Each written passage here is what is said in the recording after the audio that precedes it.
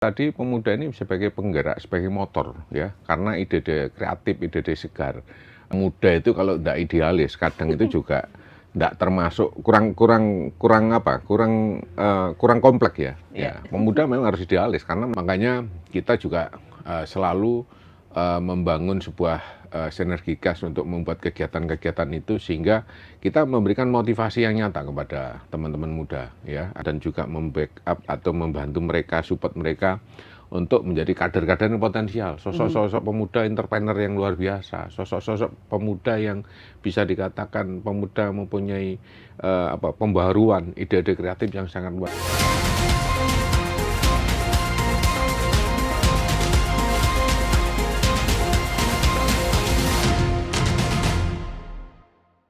Advokat, politisi, dan penggerak organisasi, itulah kata yang menggambarkan sosok Sumardi, SH, MH. Pria kelahiran Sidoarjo, 6 Januari 1974 adalah figur yang tidak hanya piawai dalam dunia hukum, tapi juga aktif mencetak kader dan membangun jejaring lintas sektor untuk kemajuan Jawa Timur. Pendidikan, S1 Hukum di Universitas Yosudarso Surabaya. S2 Magister Hukum, Universitas Bayangkara Surabaya. Karir profesional, anggota DPRD Provinsi Jawa Timur fraksi Partai Golkar, advokat praktisi hukum berpengalaman, vokal dalam isu keadilan sosial dan bantuan hukum masyarakat. Direktur Utama PT Amanah Amarta, mendorong inovasi dan pemberdayaan ekonomi melalui sektor swasta. Dengan lebih dari 2 dekade pengalaman organisasi, Sumardi adalah pemimpin yang konsisten mendorong kaderisasi dan penguatan struktur kelembagaan. Beberapa posisi strategis yang pernah dan sedang ia emban antara lain, Ketua Depidar 12 Baladika Karya Jatim, Sekretaris Depidar 12 Oksi Jatim, Ketua DPW Pradin Jatim, Ketua Posbaku Madin Jatim, Wakil Koordinator Pradin, Ketua Biro Kaderisasi DPD Partai Golkar Jatim, dan Wakil Ketua KNPI Jatim. Sumardi dikenal sebagai pemimpin yang visioner, aktif membina generasi muda, serta konsisten menyuarakan kepentingan masyarakat melalui jalur hukum, organisasi, dan politik. Ia percaya bahwa perubahan harus dimulai dari kepedulian dan keterlibatan langsung dalam berbagai lini kehidupan sosial. Sumardi bekerja dengan integritas, memimpin dengan keteladanan, dan mengabdi dengan hati.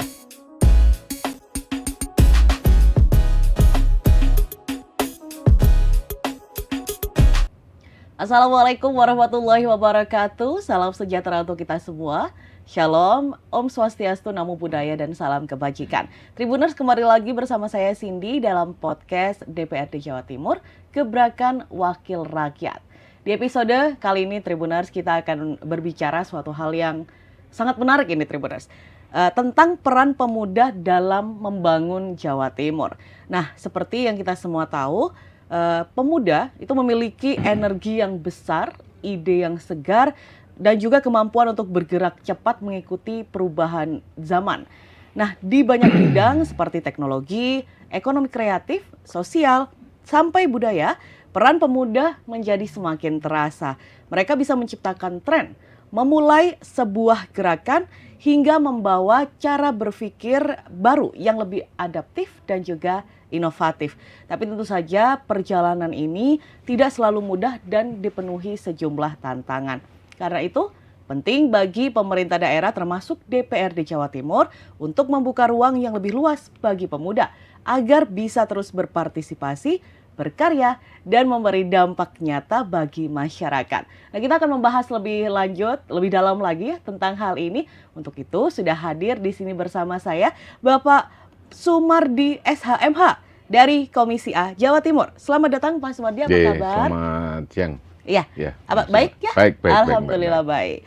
Pak Sumardi, ini kita akan berbicara, ini menarik ya Pak Sumardi, karena anak muda itu perannya memang besar. Nah, bagi Pak Sumardi sendiri itu bagaimana pandangannya Pak mengenai potensi anak muda terutama di Jawa Timur dalam membawa ide baru dan juga menjaga persatuan di masyarakat? Ya, Mbak Cindy, Jawa Timur ini kalau ngomong pemuda ini kan juga tidak kalah ya dengan daerah-daerah lain ya.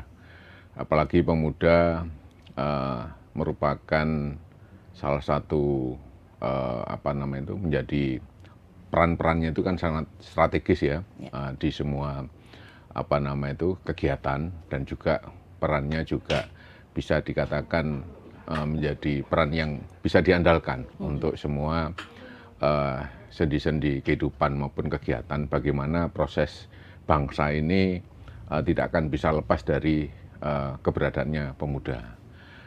Di Jawa Timur, peran strategis pemuda ini sangat dibutuhkan sekali, apalagi saat ini sudah ada tagline Jawa Timur sebagai gerbang baru Nusantara. Ya.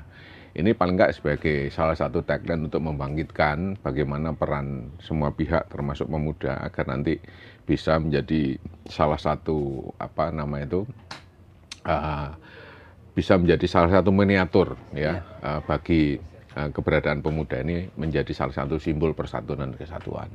Simbol sebagai penyemangat bagi semuanya, semua kelompok masyarakat dan juga para pemuda yang ada di bangsa ini. Ya, baik.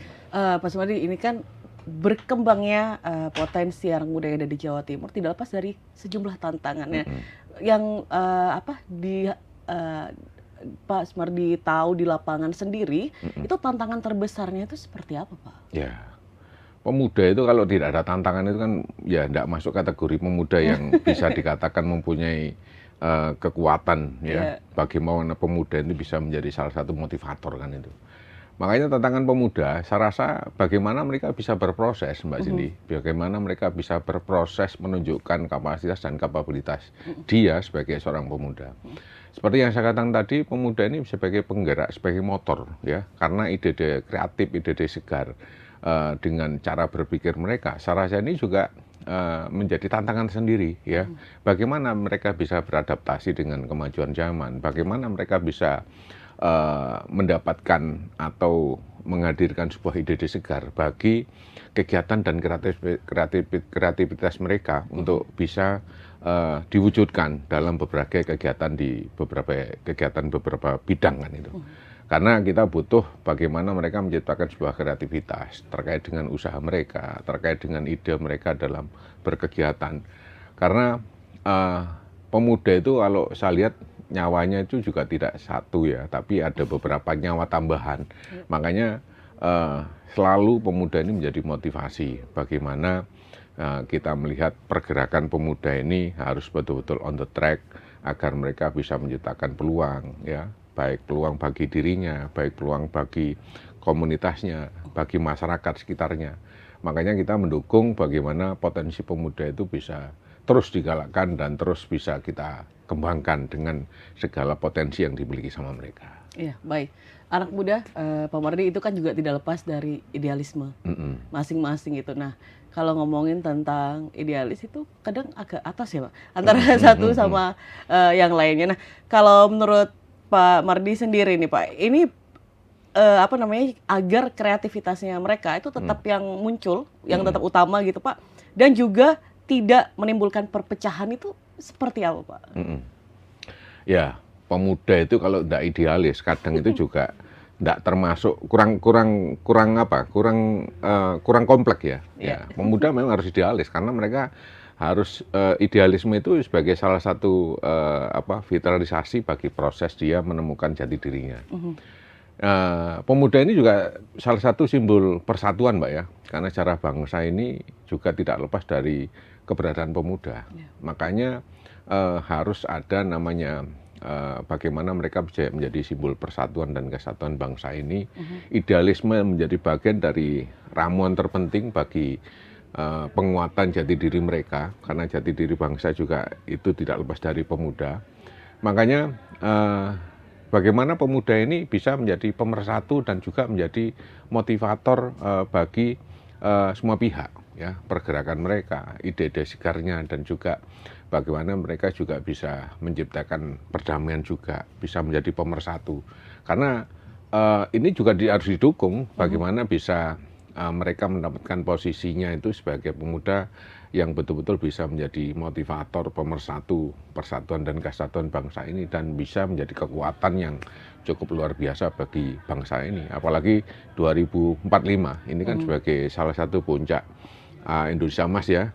Bagaimana pemuda saat ini kita betul-betul kader, berikan penguatan dari beberapa sisi agar betul-betul nanti 2045 sebagai Indonesia Emas itu bisa sesuai dengan harapan kita semuanya, Pak. Tantangan itu yang harus kita dapatkan dan harus kita tuntaskan, Mbak. Indonesia Emas, kita bisa menciptakan kader-kader bangsa ini yang luar biasa untuk kepentingan bangsa kita di tahun depan. Ya, baik. Kalau dari DPRD Jatim sendiri, Pak Mardi, apakah sudah ada atau akan tentang program-program yang mendukung segala kreativitas untuk menciptakan Indonesia Emas 2045, Pak? Ya, kita pingin bahwa peran kita ini bisa kita sinergitaskan dengan kepentingan-kepentingan bagaimana kita bisa menciptakan kader-kader kita yang luar biasa, pemuda-pemuda kita yang betul-betul mempunyai harapan yang secara inklusivitasnya mereka itu bisa menciptakan sebuah pergerakan dan hasil-hasil yang luar biasa, Mbak ya. Fungsi dari DPRD, fungsi kami sebagai penganggaran dan juga sebagai pengawasan ya, kita ingin terus melakukan sinergitas antara komunitas pemuda dengan semua kelompok elemen ya, bagaimana pemerintah daerah ini juga bisa membangun satu kesepahaman yang sama untuk menciptakan sebuah program, untuk menciptakan sebuah dari harapan ini menjadi program dan bisa diaktualisasikan agar memang pemuda ini ada bentuk nyata ya dari hasil karya, idenya itu bisa terfasilitasi dan terbentuk sebuah hasil nyata kan itu. Makanya ya saya sendiri juga ingin selalu tampil muda kan itu, Mbak ya, karena rohnya sebagai pemuda ini kan salah satu motivasi. Kadang-kadang kita ini ya bukan menolak tua ya, tapi kita juga ingin semangat muda ini bisa menjadi bagian dari proses kita juga agar kita bisa memberikan motivasi kepada para kader-kader muda kita bahwa bagaimana mereka bisa berbuat dan juga menciptakan ide dan bisa menjadi pelaksana dan happy ending kan itu, Mbak, terhadap proses itu. Gitu, Mbak Cindy. Baik, Pak Mardi, anak muda, ide, kreativitas itu adalah satu kesatuan bagi mereka ya. Nah, tapi beberapa mungkin tidak tahu menahu mengenai peluang yang bisa dilakukan dengan itu semua gitu, Pak Mardi. Itu menurut Pak Mardi itu bagaimana untuk semua itu tadi bisa menjadi peluang bagi mereka untuk membangkitkan ekonomi kreatif itu, Pak? Ya, kami tidak henti-hentinya juga, Mbak, untuk membangun sinergi dengan semua kelompok yang kaitannya bagaimana kita bisa menciptakan sebuah kesempatan bagi pemuda kita. Seperti kita paling tidak ada inkubator ya bagi kaderisasi mereka secara nyata, menciptakan sebuah karya nyata ya seperti konsep cara berpikir kami, karya kekaryaan ya, bisa menciptakan sebuah hasil nyata dari karya itu. Makanya kita juga selalu membangun sebuah sinergitas untuk membuat kegiatan-kegiatan itu sehingga kita memberikan motivasi yang nyata kepada teman-teman muda ya, agar melalui kelompok pemuda seperti mungkin waktu itu juga ada KNBI ya, dan juga komunitas pemuda yang ada di daerah Karang Taruna dan sebagainya. Kita mengajak mereka untuk bisa punya peran aktif ya, bahwa mereka itu tidak bisa mengesampingkan posisi mereka yang begitu penting ya. Bagaimana kalian itu tunjukkan kualitas dan daya dobrak kalian sebagai pemuda, karena kalian itu potensinya sangat luar biasa. Nah ini memang perlu diarahkan pemuda itu, Pak. Kita perlu memberikan pendampingan ya, kita perlu memberikan kesempatan juga, memberikan kepercayaan mereka juga. Karena posisi mereka kadang-kadang kalau kita tidak berikan secara 100% namanya kepercayaan, dan bagaimana kita meyakinkan mereka bahwa kalian punya kualitas, bahwa kalian punya kekuatan yang luar biasa, ya ayo ini bagaimana caranya untuk bisa menunjukkan ide-idenya itu, memancing ide-ide segar mereka, dan mereka bisa termotivasi bahwa memang betul bahwa pemuda itu sangat luar biasa. Makanya kita harus dampingi mereka, kita harus mentori mereka, kita harus bisa memberikan ruang-ruang khusus kepada mereka, agar mereka akhirnya merasa bahwa oh ternyata betul bahwa kita punya masa depan yang baik dan punya kekuatan yang luar biasa untuk bagaimana menggapai apa yang mereka cita-citakan.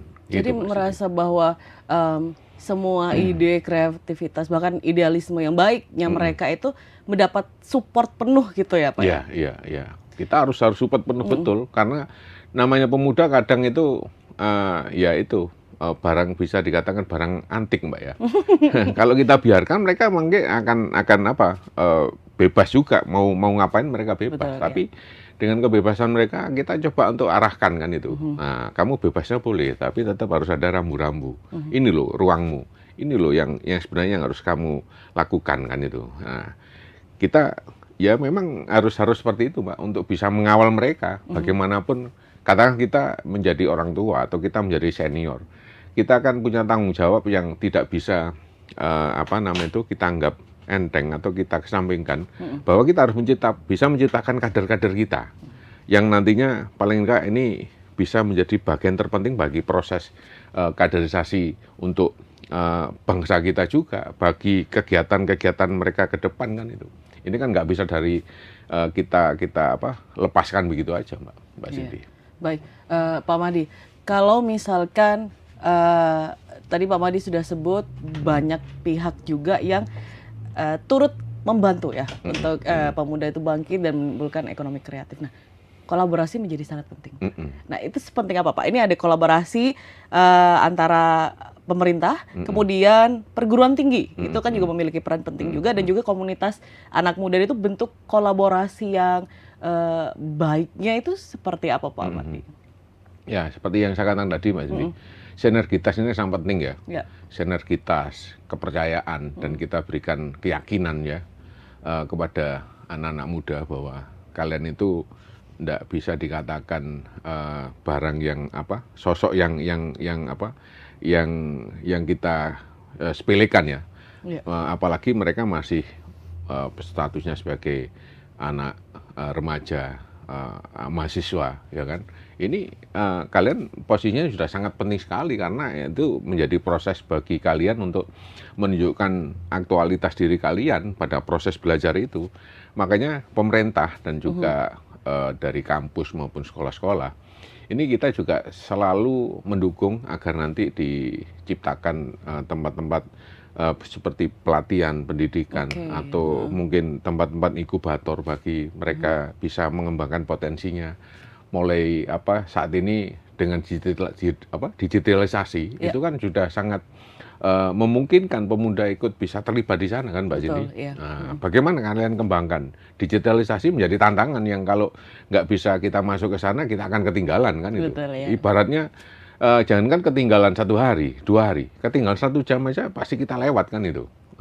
Perkembangan informasi saat ini sudah sangat luar biasa. Makanya kita harus memberikan ruang-ruang khusus kepada mereka, memberikan motivasi, pengawasan, dan juga membackup atau membantu mereka, support mereka untuk menjadi kader-kader yang potensial. Sosok-sosok pemuda entrepreneur yang luar biasa, sosok-sosok pemuda yang bisa dikatakan pemuda mempunyai pembaharuan, ide-ide kreatif yang sangat luar biasa. Memang kita harus menyiapkan itu, Mbak Cindy. Makanya kita sepakat lah, DPR akan mendukung betul bagaimana pemuda ini menjadi bagian terpenting bagi proses pembangunan kita. Apapun kita akan dukung dan kita akan support.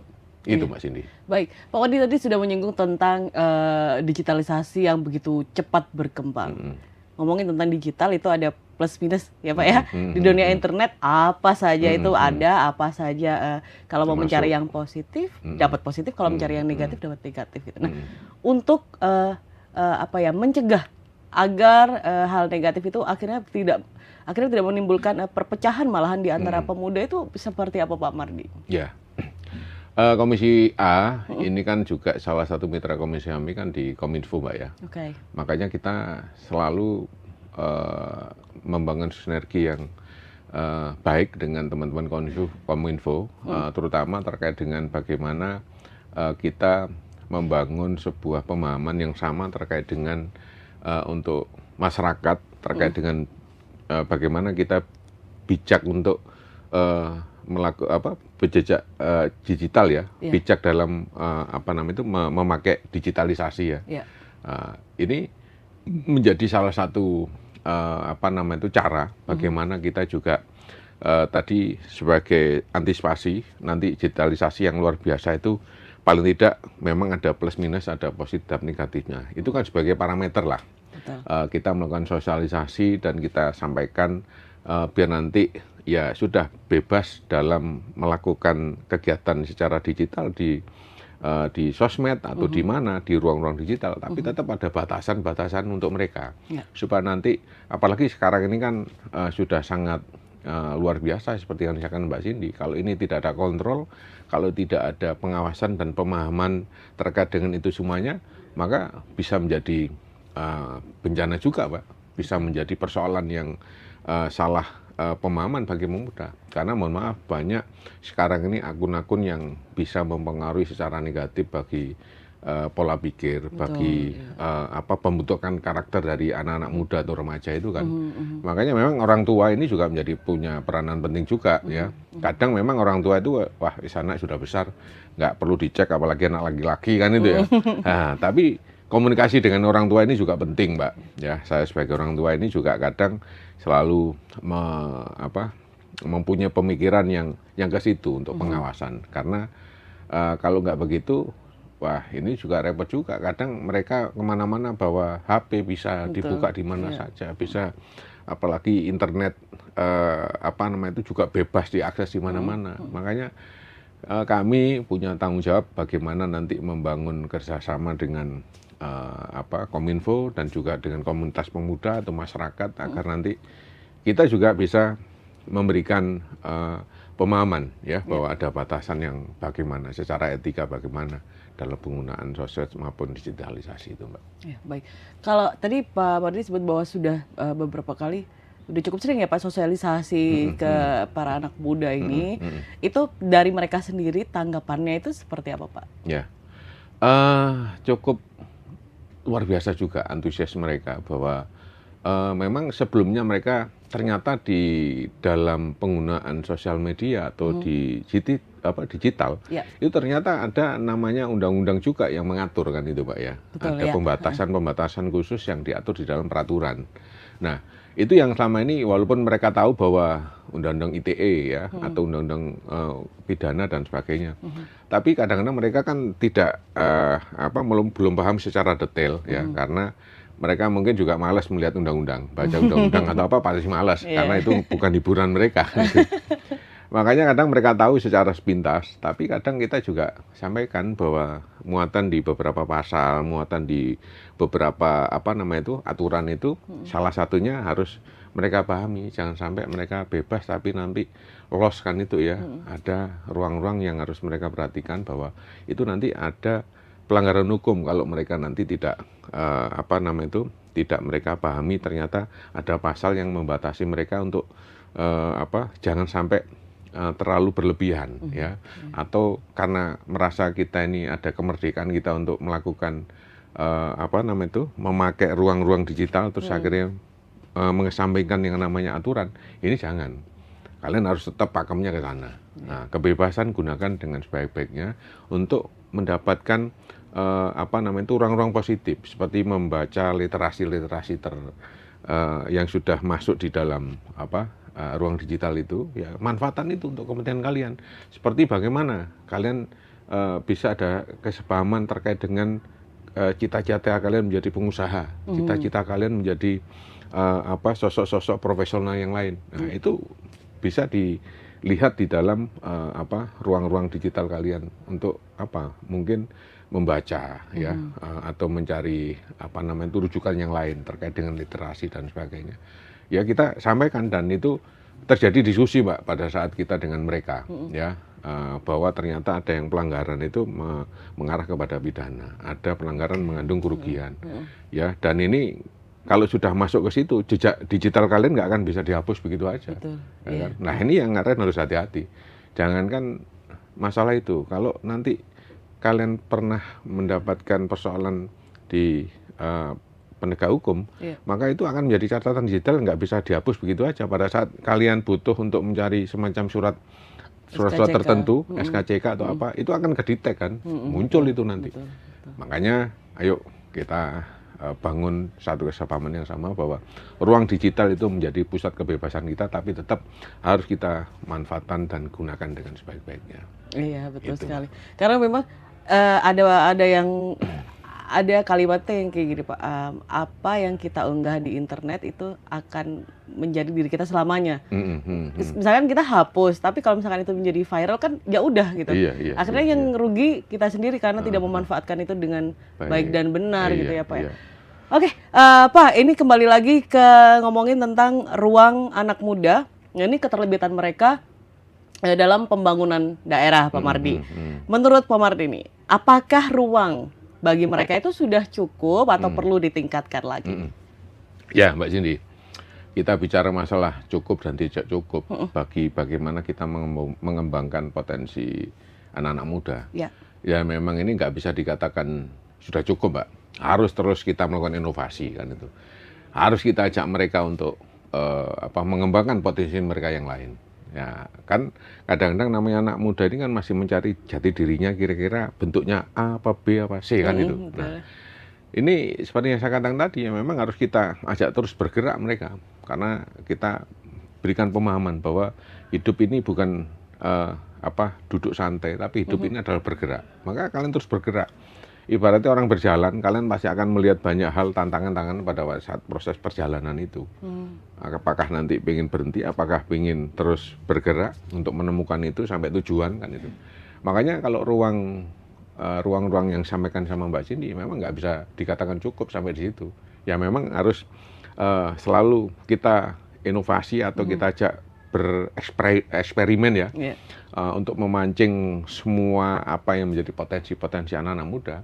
Karena anak muda ini harus betul-betul kita berikan ruang-ruang yang untuk sebagai ajang bereksperimen atau berkolaborasi dengan cara dia berpikir atau bagaimana kan itu. Terutama penguatan karakter Mbak Cindy. Karena anak muda saat ini kalau karakter-karakternya tidak kita berikan fondasi yang kuat ya, mungkin dengan semacam selain ilmu, tapi ini karakter yang kuat semacam wawasan kebangsaan, cinta tanah air, pemahaman terkait dengan pilar kebangsaan, atau mungkin secara kita tumbuhkan bahwa secara jiwa raga mereka ini juga jangan sampai lepas bahwa kalian itu juga punya tanggung jawab untuk menjaga bangsa ini, ya kan, dengan segala yang kalian punya, kalian dapat yaitu ilmu dan juga segala sesuatunya kalian punya ke situ ya, agen-agen perubahan, agen-agen pemersatu bangsa, agen-agen kreatif dan juga sebagai agen-agen pemuda yang mempunyai daya juang. Jadi termasuk agen-agen kita, bagaimana kita bisa menciptakan dan membangun sebuah agen-agen perubahan itu Mbak, dari beberapa bentuk itu kan. Makanya inovasi, ruang yang bisa dikatakan cukup untuk ekspresi, membangun sebuah ekspresi mereka, saya rasa nggak cukup Mbak. Harus kita terus berikan ruang itu, kesempatan itu, dan kita harus terus berinovasi ya. Tidak hanya 1-2 bentuk, tapi beberapa bentuk harus kita berikan banyak pilihan kan itu. Ibaratnya tetap jaring lah Mbak. Banyak bentuk ilmu, banyak bentuk kesempatan yang harus menjadi pilihan mereka. Karena satu pemuda mungkin tidak satu kesepahaman bahwa yos aku cita-citaku satu, aku ideku cuma satu kan itu. Pasti mereka dari sekian pemuda apalagi di Jawa Timur, kita ingin Jawa Timur betul-betul menjadi salah satu kekuatan bangsa ini dengan segala potensi pemuda, baik secara inovasi, baik secara jiwa kebangsaannya, baik secara jiwa entrepreneurnya, baik sebagai apalah kan itu Mbak ya. Nah ini saya sangat senang sekali kalau sudah bicara bagaimana potensi pemuda ini harus kita jaga dengan baik dan benar.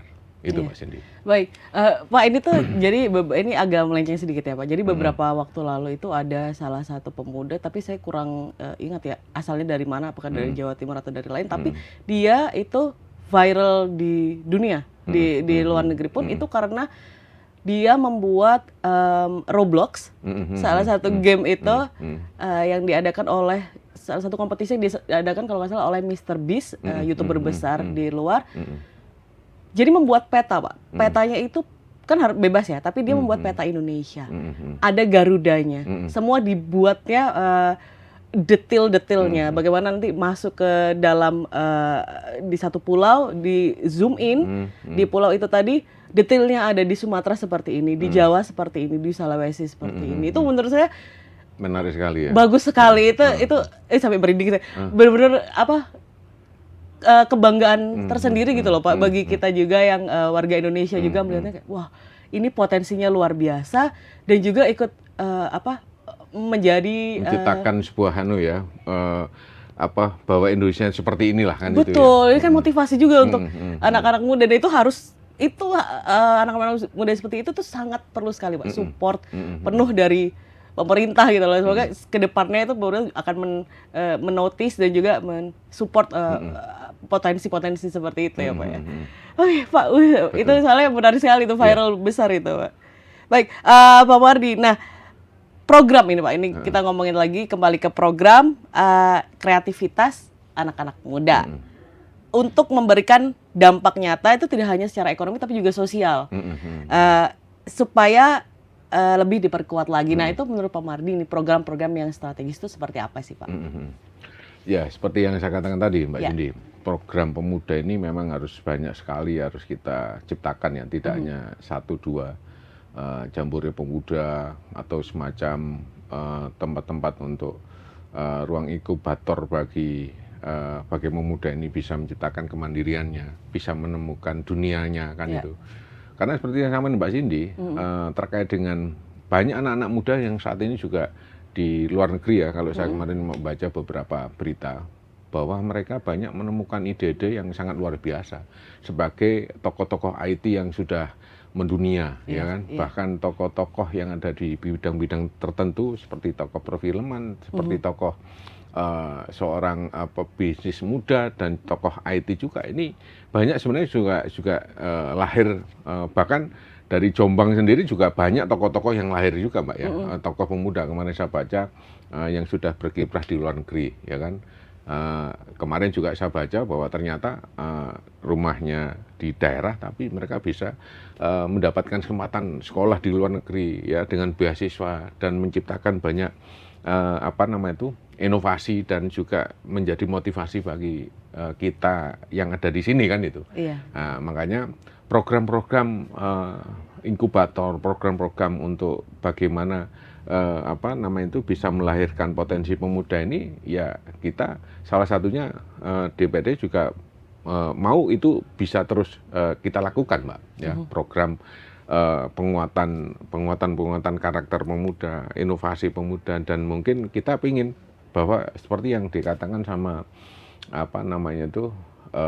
kemarin waktu saya baca bahwa Indonesia ini untuk tokoh pemuda yang tertarik dengan dunia entrepreneur ini kan juga sangat kurang. Makanya ini perlu dari kelompok-kelompok pemuda ini juga bisa melahirkan tokoh-tokoh pemuda yang luar biasa, baik sebagai tokoh entrepreneur, tokoh IT ya, atau mungkin tokoh-tokoh yang lain.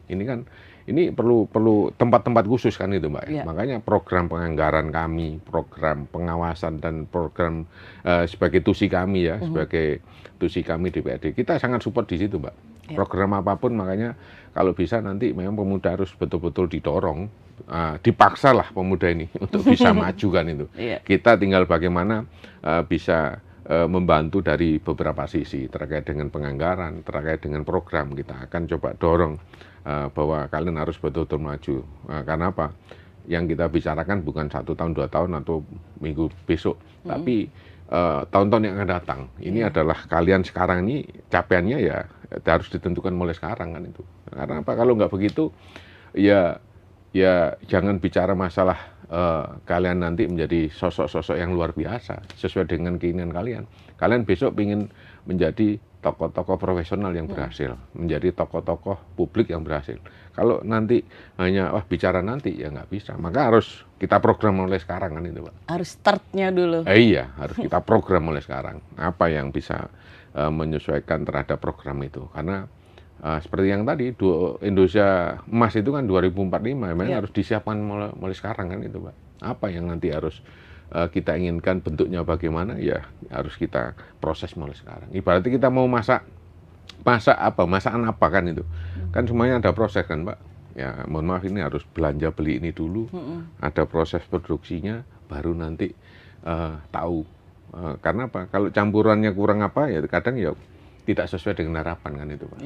Makanya harus betul-betul kita siapkan, walaupun ada kegagalan. Ya memang itu untuk menemukan Coba formula lagi. yang pas ya. Betul. Itu kadang kita bicara masalah kegagalan itu kan kadang menakutkan ya. Tapi sebenarnya asik juga ya. Kalau nggak gagal kita nggak bisa tahu bahwa ini ada kesalahan atau kurang sempurnanya di mana kan itu, Mbak Cindy. Itu. Betul, wah ini menarik sekali. Pak Mardi, ini terakhir Pak Mardi. Iya. Pesan dari Pak Mardi untuk teman-teman, pemuda, anak-anak muda, agar terus semangat berkarya, seperti Pak Mardi bilang tadi, kalau misalkan gagal, coba terus, dan juga supaya semangat kebersamaannya itu tetap ada. Monggo, terutama yang di Jawa Timur. Monggo, silakan. Pak. Ya.